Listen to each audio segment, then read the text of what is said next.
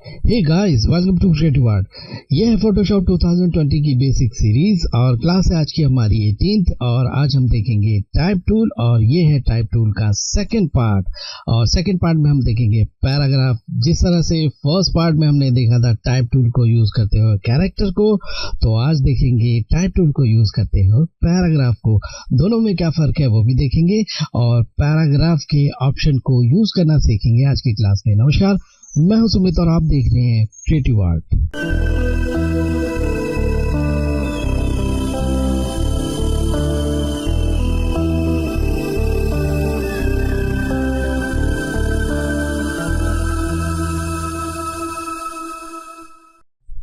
Alright, welcome back again. आइए start करते हैं। तो टाइप टूल सबसे पहले मैं आपको दिखा दूं कि कहाँ मिलेगा। लेफ्ट साइड टूल बार मेनू में आ जाए, जहाँ पे टी बना हुआ है, अगर मैं यहाँ पे क्लिक करूँ कुछ टूल्स आपको मिल जाते हैं टाइप टूल से रिलेटेड। अब इन टूल्स को पिछली क्लास में हमने देखा था कैरेक्टर की क्लास में, ठीक है।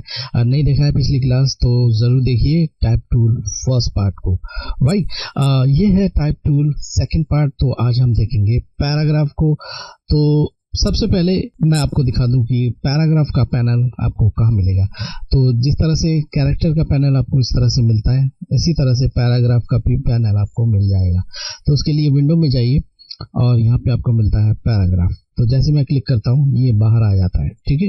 ऑलराइट, तो टेक्स्ट टूल को यूज करते हुए आप पैराग्राफ को भी यूज कर सकते हो और टेक्स्ट टूल को यूज करते हुए आप कैरेक्टर को भी यूज कर सकते हो। तो दोनों अलग अलग जगह में यूज होते हैं। अब एक चीज अपने दिमाग में रख लीजिए कि कैरेक्टर को वहां पे यूज में लेते हैं जहां पे कम टेक्स्ट आप यूज कर रहे हो, यानी कि 2, 4, 5 लाइनें या हेडिंग आप बना रहे हो, तो उसके लिए आप कैरेक्टर को यूज में लोगे, ठीक है। अगर बहुत ज्यादा टेक्स्ट है, टेक्स्ट की क्वांटिटी बहुत ज्यादा है, तो वहां पे आप यूज में लोगे पैराग्राफ को, ठीक है। पैराग्राफ को वहां पे यूज में लिया जाता है जहाँ पे जैसे कि बुक आप डिजाइन कर रहे हो, तो वहां पे भी पैराग्राफ को आप यूज में लोगे। मैगजीन या फिर न्यूज़पेपर में भी आपने देखा होगा पैराग्राफ को ही यूज में लिया जाता है।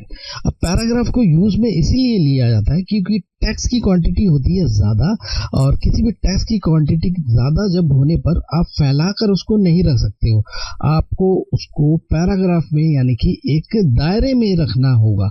अब पैराग्राफ का मतलब भी आप ये समझ लीजिए कि कुछ टेक्स्ट हैं जो कि दायरे में है, यानी कि एक फ्रेम में है। राइट, सो जैसे कि हम टेक्स्ट टूल यूज करते हुए अगर कैरेक्टर को यूज करें, मैं यहाँ पे क्लिक कर रहा हूँ। एक काम करते हैं, पहले मैं इसके टेक्स्ट का साइज थोड़ा सा मैं बड़ा कर दूं ताकि आपको नजर आए। 30 पॉइंट कर रहा हूँ और मैं यहाँ पे अगर क्लिक करके मैं कुछ टाइप करने लग जाऊं, ठीक है, ये एक ही लाइन में देगा कैरेक्टर में, ठीक है। कैरेक्टर को यूज करने का तरीका यही है कि टाइप टूल लीजिए और यहाँ पे क्लिक कीजिए और इस तरह से टाइप करते जाइए, ठीक है। ये एक ही लाइन में देगा जब तक आप एंटर प्रेस करके दूसरी लाइन में नहीं आगे टाइप करते हो, ठीक है।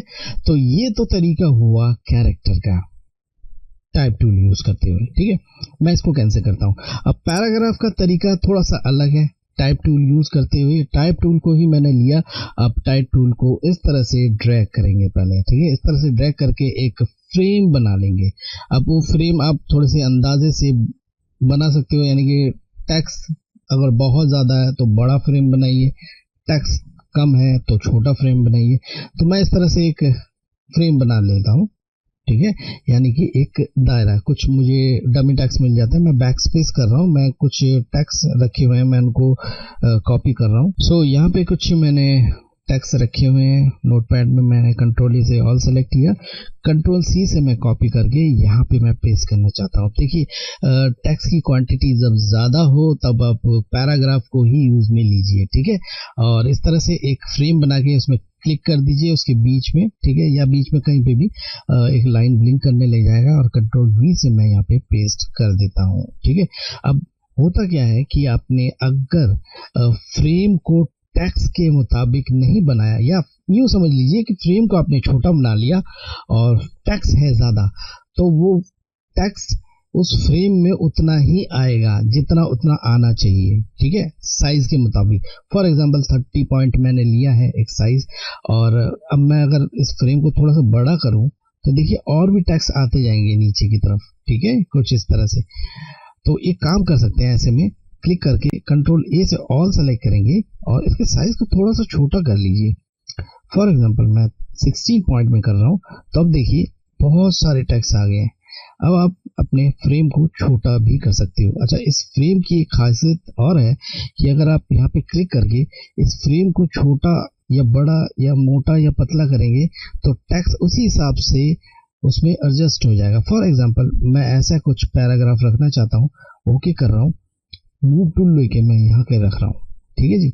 ऑलराइट, सो एक और मैं पैराग्राफ चाहता हूँ इसके साथ में, तो एक और मैं फिर से टाइप टूल लूंगा, इस तरह से एक और मैं फ्रेम बनाऊंगा ऐसे, और बैकस्पेस कर रहा हूँ, कंट्रोल वी से मैं पेस्ट कर रहा हूँ, एक और पैराग्राफ हमें मिल जाता है, ठीक है, कुछ इस तरह से। सो कुछ इस तरह से भी आप कर सकते हो, राइट। ऑलराइट, तो यहाँ पे पैराग्राफ के कुछ पैनल में ऑप्शंस है, कुछ बटन्स है, इनको यूज करना सीख लेते हैं, ठीक है। फॉर एग्जांपल पहले मैं इसको हटा दूं, इसकी जरूरत नहीं है अब मुझे, तो मैं क्या कर रहा हूँ कि इसको डिलीट कर देता हूँ, ठीक है। अब पैराग्राफ में भी आपको देखिए टेक्स्ट टूल को ही यूज करना पड़ता है, और टेक्स्ट टूल को जब आप यूज करोगे तो आपको लेयर भी एक टेक्स्ट का अलग से मिलेगा, ठीक है। ऑलराइट, तो थोड़ा मैं जूम कर रहा हूँ आपको समझाने के लिए। यहाँ पे आ जाते हैं, यहाँ कुछ बटन्स हैं आप पैराग्राफ के टेक्स्ट को एडजस्ट करने के लिए, ठीक है। अगर पैराग्राफ के टेक्स्ट को मोटा पतला करना है, या फिर उनको कैप्स में करना है, स्मॉल में करना है, या फिर फॉन्ट को चेंज करना है, तो उसके लिए प्लीज कैरेक्टर का पैनल ही यूज कीजिए, ठीक है। ऑलराइट, तो मैं क्या कर रहा हूँ कि टी प्रेस कर रहा हूँ और सिंपली आके यहाँ पे क्लिक कर रहा हूँ। कहीं पे भी क्लिक करने में कोई फर्क नहीं पड़ता आप कहाँ क्लिक कर रहे हो, लेकिन एक चीज सोच समझ के क्लिक कीजिए कि अगर इसमें पैराग्राफ बना हुआ है, फॉर एग्जांपल मैं इसको थोड़ा सा ऐसा फैला देता हूँ। अब देखिए एक पैराग्राफ यहाँ पे बना हुआ है, ठीक है, और एक पैराग्राफ ऐसा बना हुआ है फिर यहाँ से, ठीक है। इन चीजों का ख्याल रखिए। सो अब देखिए एक चीज और ध्यान रखिए कि पैराग्राफ यूज करते हुए भी आप कैरेक्टर को भी यूज में ले सकते हो, ठीक है। जैसे कि आपने बोल्ड करना है, इटैलिक करना है, ठीक है। अगर मुझे बोल्ड करना है, क्लिक करेंगे, कंट्रोल ए से ऑल सेलेक्ट करेंगे। आप चाहो तो यहाँ से फॉन्ट भी चेंज कर सकते हो कुछ इस तरह से, ठीक है। और अगर आपने इसको इटैलिक करना है, बोल्ड करना है, स्मॉल करना है, सब आप काम कैरेक्टर से कर सकते हो, ये काम आप पैराग्राफ से नहीं कर सकते हो, ठीक है। पैराग्राफ में सिर्फ पैराग्राफ को एडजस्ट करने के लिए कुछ बटन्स आपको दिए हुए हैं, कुछ ऑप्शन आपको दिए हुए हैं, उनका यूज आज हम देखेंगे, ठीक है। ऑलराइट, तो मैं क्या करता हूँ कि यहाँ पे मैं क्लिक कर रहा हूँ और इस फ्रेम को थोड़ा सा फैला लेता हूँ, कुछ इस तरह से। मैं कुछ आपको समझाना चाहता हूँ ताकि मैं इसको ऐसे ही फैला दूँ, कुछ इस तरह से, इतना बड़ा रखते हैं, ठीक है। ऑलराइट, तो स्टार्ट करते हैं यहाँ से। अब यहाँ पे 3 बटन आपको मिलते हैं, ये अलाइन के लिए है, ठीक है, ये भी अलाइन के लिए है, ये दूसरी चीज है, ये दूसरी चीज है। देखिए सबसे पहले है लेफ्ट अलाइन टेक्स्ट, ये अभी तक लेफ्ट अलाइन है, इस फ्रेम के साथ लेफ्ट में अलाइन है, ठीक है।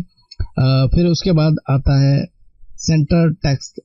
सेंटर टेक्स्ट का मतलब देखिए अगर सबको सेंटर में अलाइन करना है, क्लिक कीजिए, कंट्रोल ए से ऑल सेलेक्ट कीजिए और इसमें क्लिक कर दीजिए, ये सारे टेक्स्ट को सेंटर में अलाइन कर देगा। और लेफ्ट करना है तो लेफ्ट में अलाइन हो जाएगा, राइट करना है तो राइट में अलाइन हो जाएगा, ठीक है। अब मैं ऐसा नहीं चाहता हूँ, मैं चाहता हूँ कि यहाँ से देखिए, यहाँ से एक मैं चाहता हूँ कि इतना ये राइट अलाइन हो जाए या सेंटर अलाइन हो जाए, तो ऐसे भी कर सकते हो इस तरह से, या फिर कुछ इस तरह से, ठीक है। ऑलराइट, तो एक और मैं तरीका बताऊंगा। सो अब मैं क्या कर रहा हूँ, टी प्रेस करके यहाँ पे मैं क्लिक कर रहा हूँ, देखिए लाइन ब्लिंक कर रहा है। अब मैं चाहता हूँ कि यहाँ से लेकर यहाँ तक एक पैराग्राफ है, मैं इसको सेंटर अलाइन करूँ, तो ये सेंटर अलाइन हो जाएगा, ठीक है। लेकिन नीचे वाले जितने भी पैराग्राफ है वो अपनी ही जगह में रहेंगे। तो इसी तरह से राइट अलाइन, लेफ्ट अलाइन कर सकते हो। अब मैं चाहता हूँ कि ये नीचे वाला, या एक काम करते हैं ऊपर वाले को सेंटर अलाइन कर देते हैं, तब आपको और अच्छी तरह से समझ में आएगा। अब मैं चाहता हूँ नीचे वाला राइट अलाइन हो जाए, ठीक है। तो मैं यहाँ पे क्लिक कर रहा हूँ, ये पैराग्राफ यहाँ से लेकर यहाँ तक, और मैं यहाँ से इसको राइट अलाइन कर देता हूँ, तो यही पैराग्राफ राइट अलाइन होगा। तो आप कुछ इस तरह से भी यूज में इसको ले सकते हो, राइट। ऑलराइट, तो आगे बढ़ जाते हैं। नेक्स्ट है justify last left. Justify last left क्या चीज़ है? अगर मैं यहाँ पे आके कहीं क्लिक करूँ, ठीक है, और देखिए यहाँ पे एक चीज़ मैं आपको दिखाऊं कि जो राइट साइड में आपके फ्रेम है, उस फ्रेम के साथ में ये लाइन देख रहे हैं आप, यहाँ पे गैप्स है, ठीक है। तो अगर इस तरह से नहीं चाहते हो तो आप यहाँ पे क्लिक कर दीजिए, ठीक है। ये क्या करेगा कि जो लास्ट वाला होगा वो लेफ्ट साइड में ही अलाइन रहेगा, लेकिन उसके ऊपर जितने भी टेक्स्ट की लाइन रहेंगे वो राइट साइड में अलाइन हो जाएंगे। लेकिन मैं कभी बहुत ही कम यूज में लेता हूँ। देखिए अजीब सा कुछ काम करते हैं ये, बीच में अननेसेसरी कुछ गैप्स ज़्यादा लेके आते हैं, तो मैं इस तरह से यूज में बहुत ही कम लेता हूँ, ठीक है जी। उसी तरह से अगर आप जस्टिफाई लास्ट सेंटर्ड, तो लास्ट सेंटर्ड में क्या होगा कि जो लास्ट वाला लाइन है वो सेंटर में आ जाएगा और बाकी सब अलाइन हो जाएंगे लाइन, ठीक है। ये भी सेम वैसे ही है कि बीच में कुछ गैप्स ज़्यादा आएंगे, ठीक है जी।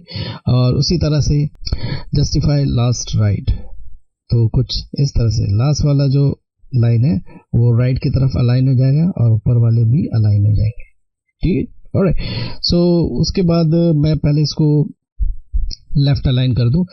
जस्टिफाई ऑल में ये ऑल सबको अलाइन कर देगा, लेकिन ये मैं कभी भी यूज में नहीं लेता हूँ। बहुत ही बुरा सा इफेक्ट देता है। ये देखिए ये इतना ज़्यादा गैप दे रहा है, तो ये बुरा सा लगता है, ठीक है। सो नेक्स्ट है इंडेक्ट लेफ्ट मार्जिन। सो इंडेक्ट लेफ्ट मार्जिन क्या चीज़ होती है? अगर मैं टी प्रेस करके यहाँ क्लिक करूँ, इस फ्रेम के लेफ्ट साइड में देखिए ये फ्रेम और टेक्स्ट के बीच में अगर मैं कुछ मार्जिन रखना चाहूँ तो यहाँ से रख सकते हैं, ठीक है। या तो यहाँ पे कोई वैल्यू दे दीजिए टाइप करके, या फिर माउस का कर्सर अगर इस बटन के ऊपर लेके आएंगे तो ये देखिए एरो में बदल जाता है, ठीक है। तब माउस के लेफ्ट की को प्रेस करते हुए आप इस तरह से ड्रैग करेंगे तो ये देखिए यहाँ पे आपको मार्जिन मिल रहा है, ठीक है। मैं 0 कर दूं, 0 करके एंटर कर दूं, ठीक है। ऑलराइट, सो देखिए मैंने यहाँ पे क्लिक किया, ये यहाँ से लेकर इसके ऊपर के ही पैराग्राफ में इफेक्ट कर रहा था। अगर मैं यहाँ पे क्लिक करूँ तो ये इसी पैराग्राफ में ही इफेक्ट करेगा। और सब में करना है तो कंट्रोल ए से ऑल सेलेक्ट कर लीजिए। और अब मैं अगर सब में मार्जिन चाहता हूँ लेफ्ट साइड में, तो सबको ऑल सेलेक्ट करके कुछ इस तरह से आप कर सकते हो। लेकिन बहुत ज़्यादा करेंगे तो वो फ्रेम से बाहर चला जाएगा, ठीक है। कुछ इस तरह से या फिर कुछ इस तरह से, ठीक है। ऑलराइट, तो मैं इसको 0 में कर रहा हूँ और एंटर कर रहा हूँ, ठीक है जी। नेक्स्ट आगे बढ़ जाते हैं। नेक्स्ट है इंडेक्ट राइट मार्जिन। तो उसी तरह से आप राइट की तरफ भी मार्जिन ले सकते हो। अगर मैंने राइट की तरफ अलाइन इसको कर दिया, अब मैं ये चाहता हूँ कि राइट की तरफ मार्जिन मिल जाए मुझे, मैं यहाँ क्लिक कर रहा हूँ और इसको इस तरह से या फिर इस तरह से कर सकते हैं आप, ठीक है। कुछ इस तरह से मार्जिन आपको मिल जाएगा, राइट। तो मैं इसको वापस से 0 में करके नीचे आ जाता हूँ। आगे है जी इंडेक्ट फर्स्ट लाइन। इंडेक्ट फर्स्ट लाइन को देखने के लिए मैं लेफ्ट अलाइन कर रहा हूँ पहले। अब इंडेक्ट फर्स्ट लाइन का मतलब यह होता है कि इस फ्रेम में सबसे ऊपर वाला जो लाइन है, ठीक है। अब मैं यहाँ चाहता हूँ मार्जिन, तो इसको भी ऐसे ले सकते हो आप, कुछ इस तरह से, ठीक है, कुछ इस तरह से, राइट। ऑलराइट, सो मैं 0 पे लाकर एंटर कर रहा हूँ। ऑलराइट, सो नेक्स्ट देख लेते हैं। नेक्स्ट है add space before paragraph. Add space before paragraph क्या मतलब? यह है कि पैराग्राफ के पहले अगर आपको स्पेस चाहिए तो वो स्पेस ला सकते हो। फॉर एग्जांपल मैं अगर कंट्रोल ए से ऑल सेलेक्ट कर दूं, अब देखिए ऊपर वाले में तो आपको स्पेस नहीं मिलेगा, लेकिन नीचे वाले पैराग्राफ और ऊपर वाले पैराग्राफ के बीच में आपको स्पेस जरूर मिल जाएगा। कुछ इस तरह से देखिए, ठीक है जी, कुछ इस तरह से, यानी कि इस पैराग्राफ के फर्स्ट में आपको स्पेस जरूर मिलेगा, ठीक है। ऑलराइट, सो उसी तरह से नेक्स्ट आगे बढ़ते हैं। आगे है add space before paragraph. Before paragraph का मतलब पैराग्राफ के बाद में आपको स्पेस मिलेगा। फॉर एग्जांपल अगर मैं यहाँ पे क्लिक कर दूं और इस तरह से करूं तो यहाँ पे मुझे स्पेस मिल रहा है, ठीक है। या फिर एक और तरीका है, कंट्रोल ए से ऑल सेलेक्ट कर लीजिए और इस तरह से भी आप कर सकते हो, ठीक है।